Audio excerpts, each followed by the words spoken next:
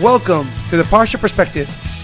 Each week, we will delve deep in a weekly Torah portion to find a practical and insightful way to enhance your daily life.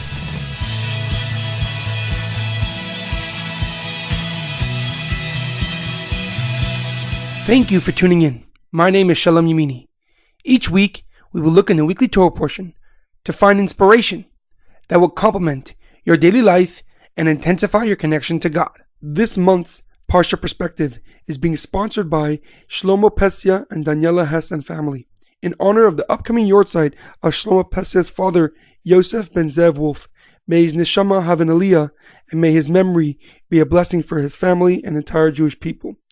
If you or someone you know would like to sponsor a month of the Parsha Perspective, please email us at theparshaperspective@gmail.com or at our Facebook page, The Parsha Perspective. This week's Torah portion is Parshas Vayeishev. Yaakov settles down in the land of Hebron with his multiple wives and many children. But Yaakov loves one child more than he loves the rest, Yosef, a child from a wife that he loved more than any other wife, Rachel. Yosef, who his brothers were jealous for the preferential treatment that his father has showed him. Yaakov had a multicolored coat commissioned for Yosef. And then Yosef relates to his brothers his two dreams, which foretold that he is destined to rule over them, increasing their envy and hatred towards him. Shimon and Levi couldn't stand it anymore, and they plotted to kill him. But Reuven, the firstborn, suggested that they throw him into a pit, intending to come back later and save him. While Yosef sat in the pit, Yehuda sold him to a band of passing Arabs, and the brothers dipped this fancy coat that Yaakov had commissioned for Yosef in the blood of a goat, showing this coat to their father, leading him to believe that his most beloved son was devoured by a wild beast.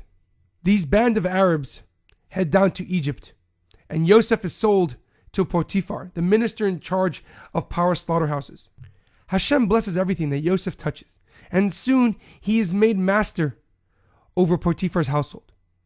Potiphar's wife desires the handsome and charming Yosef, and when Yosef rejects her, she tells her husband that this Hebrew slave tried to force himself on her, and Potiphar has him thrown in prison.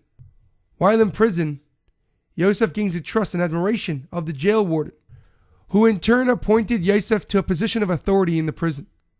In prison, Yosef meets Pharaoh's chief butler and chief baker, who are both incarcerated for offending the king, and both have disturbing dreams, which Yosef interprets.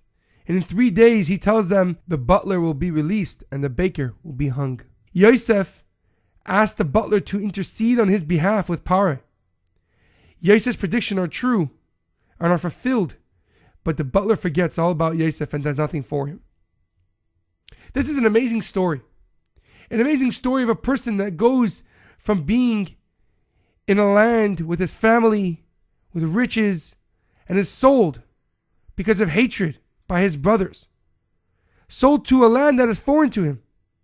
And now he goes to a Potiphar, a minister of Pharaoh. And life becomes good. He is made the master of the house. But then tragedy strikes. Potiphar's wife seduces him, but he rejects, and in turn is thrown to prison. But again, God has his back, and is soon made a position of power in prison. And in the prison, he meets Pharaoh's chief butler and baker. And he interprets both their dreams, hoping that this butler will be his savior. Hoping that this butler will intercede by Pharaoh on his behalf to save him. And the question comes, how is it possible that Yosef keeps faith? How is it possible that he didn't go into a deep depression every time something is taken away from him? And he finds a way to succeed and is taken away from him again and again. How is it possible that Yosef didn't give up hope on his life, on returning to his family, on being with his father once again? Because it seems like every good thing that happens to him turns out only to be an introduction to something new and unforeseen misfortune. From the love of his father that stoked hate by his brothers, from becoming the master in Potiphar's household, only to get thrown in prison because of false accusations. How did Yosef hold strong to his faith and not give up hope? Yosef didn't give up hope because he knew that these misfortunes that he is enduring right now are only introductions to the good that will come to him. As we see in next week's Parsha, he becomes the second most important person in the world by the age of 30.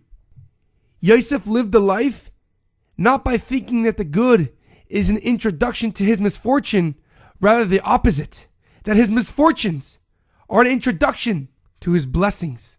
Yosef lived a life with belief in God, knowing that one day he will be that leader that he saw in his dream, that one day he will be a ruler over his brothers. Yosef lived a life focusing on the future and not on the past, knowing that what happened to him doesn't affect what he can do in this world. Yosef lived life in the present, but focused on the future, which means that he did not look back and say, this happened to me and now I cannot go forth and stronger and better. I cannot do this because of something in my past. He held strong to that faith, to that God that saved him countless of times, and said, I will come out of this whole, successful, and prosperous. In our daily life, we must live life in the present and focus on the future rather than the past. We must not let the past give us a mental block to hold us from what we know we can become. We have to live life focusing on the future. We need to know that sometimes there's stuff that happened to us that are unfortunate. But these things are only to make you stronger and more susceptible to the good that will come into your life. And it's just like Yosef. The second half of his life is a story of unprecedented success, not just politically and materially, but also morally and spiritually. He becomes the first person in recorded history to forgive. He forgives his brothers for doing something to him so bad that the Torah says if a person is kidnapped and sold, the person who did it is killed. Yosef also makes good on a promise that God told Abraham, that through you, all the families in the land will be blessed. That through him, all the families in the region were saved from the famine because of his stockpiling of food. Yosef gives way to the life-changing idea that despair is never justified. That even if your life has been scarred by misfortune, your chances of happiness seem forever gone, there's still hope. Because the next chapter in your life can be filled with blessings. Not only just blessings, but unprecedented success and prosperity. There's a great quote that I once heard. Today's curse may be the beginning of tomorrow's blessing. Have a great weekend, have a good Shabbos, and have a happy Hanukkah.